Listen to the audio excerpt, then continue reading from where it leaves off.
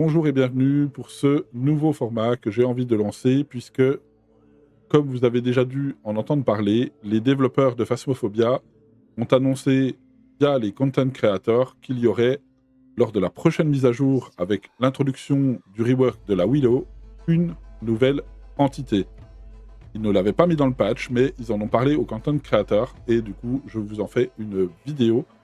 Bien entendu, on n'a pas du tout d'infos sur cette entité, mais j'avais envie de lancer du coup ce format pour qu'on puisse spéculer sur la sortie de cette entité. Et bien entendu, on étendra ce format pour toutes les nouvelles maps ou les nouvelles mécaniques qui pourraient survenir dans le jeu, et pourquoi pas à d'autres jeux comme The Other Side ou autres. En effet, les devs ont donc annoncé l'arrivée d'une nouvelle entité. Il fallait, je pense, s'y attendre, puisque jusqu'à maintenant, ils avaient tendance à sortir 3 entités en même temps. Et là, à la dernière mise à jour où il y a eu des entités, on n'en a eu que 2, la Swang et le Cormos. Donc, ce n'est pas très étonnant. Est-ce que c'est volontaire ou non? Mais en tout cas, on pouvait s'y attendre. Et donc, on va spéculer sur cette nouvelle entité. Comme vous le savez, les développeurs de Phasmophobia s'inspirent de folklore et de mythes du monde entier. Et du coup, après beaucoup de recherches que j'ai fait ce matin et hier soir, j'ai sélectionné quelques entités qui me paraissent intéressantes pour être implémentées dans le jeu. Bien entendu, n'hésitez pas à donner votre avis en commentaire et aussi à proposer, pourquoi pas, certaines idées. J'y répondrai avec grand plaisir. Et pour structurer un peu ces spéculations, je vous présenterai bien sûr le nom de l'entité, son origine, un peu de folklore, et ensuite comment on pourrait implémenter ces entités dans le jeu afin de déterminer quels seraient les comportements ou capacités de chacune de ces entités. Tout d'abord, on va commencer avec la première entité que j'ai sélectionnée. Il s'agit du Domovoy. Le Domovoy, c'est une entité qui est inspirée du folklore russe ou des pays de l'Est. Donc je vais vous lire la description. Le Domovoy est un esprit domestique protecteur du foyer. Bienveillant envers les habitants qui respectent leur maison, il devient malicieux, voire dangereux, lorsque celle-ci est mal entretenue ou que ses occupants manquent de respect à leur demeure. Pourquoi j'ai choisi cette entité? Tout simplement parce que je me dis que les conséquences de déplacement des objets, que ce soit par nous-mêmes ou par l'entité, n'ont pas de réelles conséquences dans le jeu, comme par exemple bouger les portes ou placer des objets, justement les objets d'enquête, etc., le MF, les DETS, etc.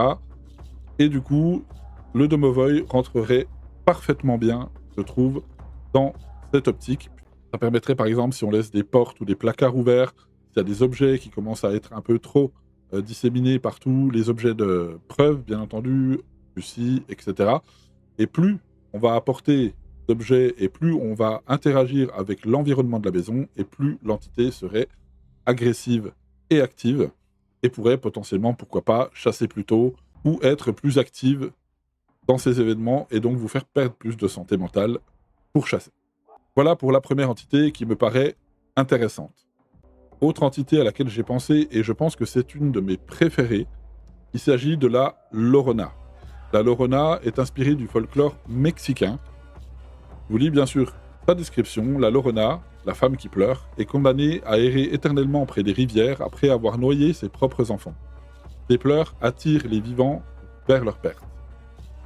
Pourquoi j'ai pensé à cette entité-là? Tout simplement parce que je trouve que les interactions avec l'eau dans les maisons, que ce soit l'eau sale, que ce soit les robinets qui s'allument, les douches qui s'allument, à part nous donner une petite photo ou une vidéo d'interaction, ça ne nous apporte pas grand-chose.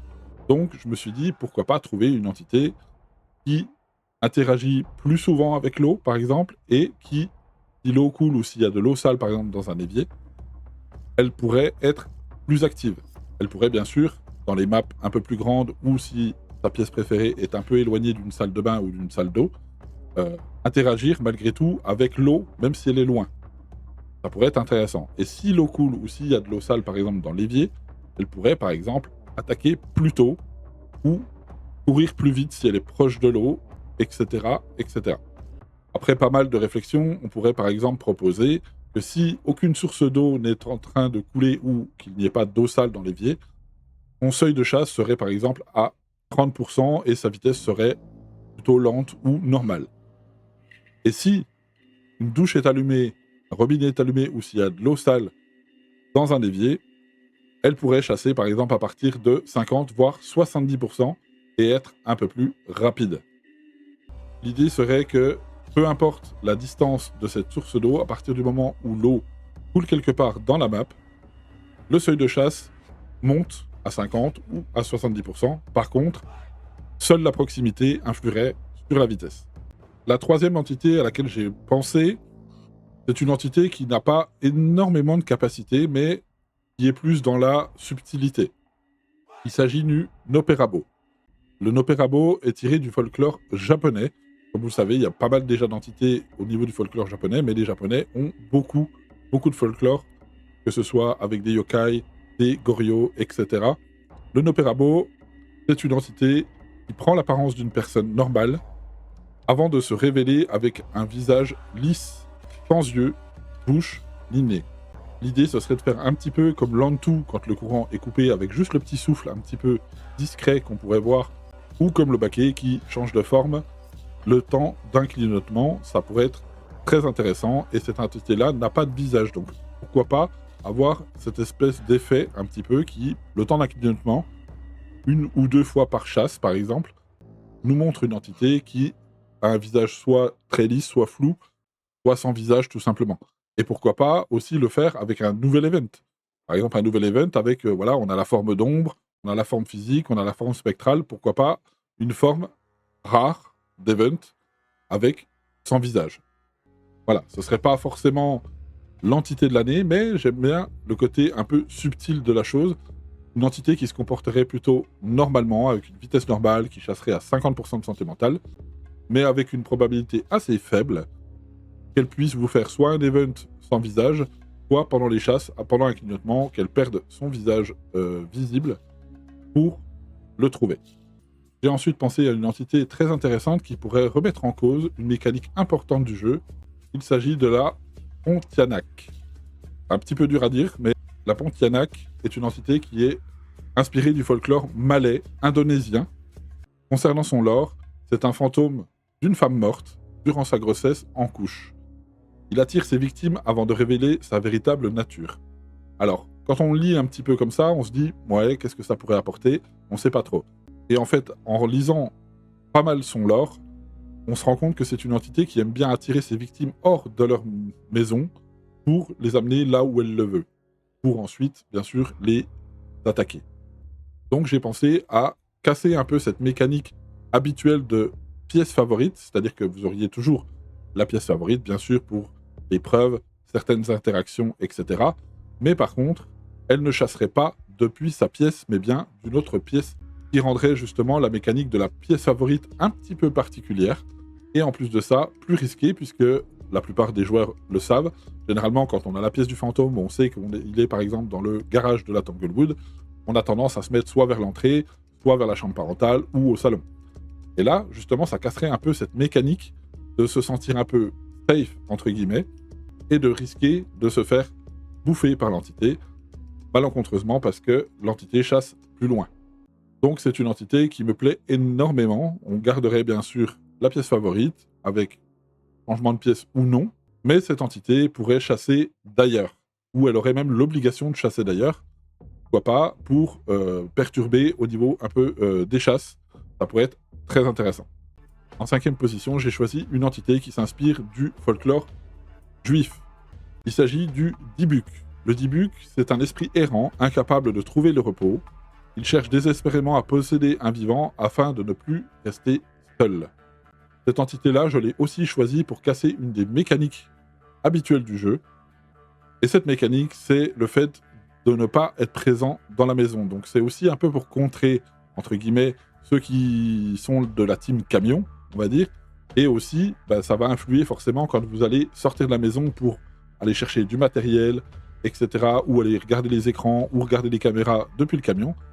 En gros, la mécanique que je voudrais instaurer avec cette entité-là, c'est que plus vous sortez de la maison, plus vous êtes en dehors de la maison, donc dans la zone safe, plus l'entité se renforce. Avec un timer, par exemple, toutes les 30 secondes, où il n'y a personne dans la maison, ou si c'est en multi, où il y a moins de personnes dans la maison, l'entité chassera 2% plus tôt et ira 5% plus vite pendant une chasse. Pourquoi pas?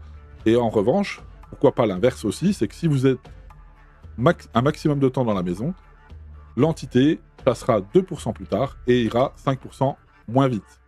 Ça pourrait être une idée assez marrante, entre guillemets, et qui pourrait s'avérer plutôt dangereuse. Qui rappelle un peu le fonctionnement du taillé quand on passe du temps dans sa pièce pour le vieillissement. La seule différence, c'est que là, ce serait réversible. Ça pourrait très bien perturber pas mal de joueurs et en plus rendre l'entité super intéressante. Et enfin, mon dernier choix, et je l'ai gardé exprès pour la fin parce que ça va aussi casser une mécanique importante du jeu. Il s'agit de la Vetala. Vetala, c'est un esprit folklore indien qui possède les cadavres et adore manipuler les humains. Dans les légendes indiennes, il est rusé, trompeur, et joue constamment avec ceux qui cherchent à le comprendre. Et en fait, comme son folklore tourne autour de la manipulation des gens qui cherchent à le comprendre, donc sous-entendu les enquêteurs dans Phasmophobia, ça pourrait être une entité qui, un peu comme le mimique, pourrait manipuler les preuves. Mais pas comme le mimique, parce que le mimique a forcément l'orbe, même si ce n'est pas vraiment une preuve. Là, ce serait une entité qui est capable de se rajouter une preuve aléatoire, autre que l'écriture, bien sûr, puisque l'écriture, ça reste inconsommable. Mais par exemple, elle pourrait, dans une game, choisir, admettons, elle a l'UV, l'écriture et la glaciale, par exemple, elle pourrait choisir de se rajouter une quatrième preuve. Fausse, comme l'EMF, par exemple, mais elle vous le ferait rarement. Et du coup, ça pourrait induire en erreur un peu les joueurs, au même titre que le mimique, mais ça pourrait rendre l'idée beaucoup plus sympa de rajouter une preuve aléatoire, mais qu'elle garderait toute la game. Donc là, par exemple, dans cette game-là, elle garderait le MF5 et elle le ferait plusieurs fois, comme d'habitude, dans les games. Mais du coup, ça vous perturberait parce que vous pourriez vous tromper plus facilement. Mais c'est ça aussi qui rend un peu l'orbe intéressante à garder comme choix pour le Vetala. Ce serait justement pour vous tromper par rapport au mimique. Parce que, surtout si vous jouez en sans preuve, vous savez que si vous avez une orbe en sans preuve, c'est... Il n'y a pas besoin à réfléchir, c'est un mimique. Et bien là, vous vous poseriez la question de se dire « Ah, c'est un mimique ou un Vetala ?» Du coup, ça rendrait les choses un petit peu plus compliquées et vous seriez obligé de continuer l'enquête, de faire peut-être potentiellement plusieurs chasses pour vérifier qu'il s'agit d'un Vetala ou d'un mimique. Savoir si c'est une entité qui copie ou pas le comportement des autres. Sachant que le Vetala ne copie pas les comportements, il vous induit en erreur simplement au niveau des preuves. En gros, il vous amènerait une preuve parasite ou une fausse preuve, qui est une mécanique qu'on retrouve énormément dans d'autres jeux d'enquête paranormale, et ça rajouterait beaucoup de profondeur au jeu, ça serait très intéressant. Et donc là, on a parlé de l'EMF5 pour cette game-là, mais la game d'après, il pourrait par exemple choisir la glaciale. Et pourquoi pas choisir la game d'après, il choisirait l'orbe, etc., etc. Hormis l'écriture, puisque l'écriture est inconsommable, je ne sais pas si ce serait vraiment intéressant de garder l'écriture, mais pourquoi pas? Sachant que moi, je verrais bien, par exemple, cette entité, elle a forcément l'écriture obligatoire, par exemple. Elle pourrait avoir une preuve obligatoire, d'ailleurs. Par rapport à l'écriture, on pourrait dire que, par exemple, c'est une entité qui a forcément l'écriture obligatoire, que ce soit en une preuve, en deux preuves ou en trois preuves de toute façon, et que toutes les autres preuves soient des preuves possiblement parasites. Ça pourrait être très intéressant de rajouter ce genre de mécanique-là, justement pour casser un petit peu les habitudes des joueurs. Et bien sûr, pour le Vetala, ce serait une entité qui a une vitesse normale, un seuil de chasse à 50%, pourquoi pas, ou 55%, 60%. L'important, c'est que ce soit pas une entité qui a un comportement qui change, comme le mimique, pour éviter de se tromper vis-à-vis de lui et pouvoir les déterminer entre eux. Mais l'idée est bonne d'avoir ce genre d'entité qui a des preuves un peu parasites. Et pour clôturer cette vidéo, je ne saurais dire qu'une seule phrase. Je n'ai pas choisi ces entités parce qu'elles sont connues, mais parce que j'ai choisi celles qui pourraient faire évoluer la manière de jouer sur Phasmophobia. Voilà un petit peu mes idées pour les futures entités qui pourraient sortir sur Phasmophobia. N'hésitez pas bien sûr à donner votre avis en commentaire et pourquoi pas spéculer aussi à votre tour. J'y répondrai avec grand plaisir. On est là pour échanger et pour essayer de deviner les futures entités qui pourraient survenir dans le jeu. Je vous retrouve bien sûr dans une prochaine vidéo, spéculation ou gameplay. Tchuss.